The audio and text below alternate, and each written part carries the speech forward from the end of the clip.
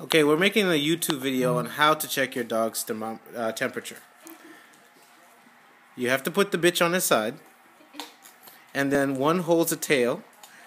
Now, as you can see, the other one locates the anus. Wait, what do I press? Do I press this little button? Yeah, see if it turns on. You want to make sure it's on because you don't want to put this in your dog's anus twice. Now, if you locate the anus, if your dog jumps like that, it's normal. If your dog jumps like... Okay, dog.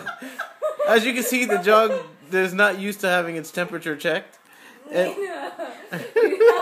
You see, Daniela, just let the ball child. Check it like that. Just take. Daniela? No, I got it. Okay, Daniela's got the tail, locate the anus, and is pressing in and holding it steady. As you can see, it's not hurting the dog any. Uh-oh. 99.1.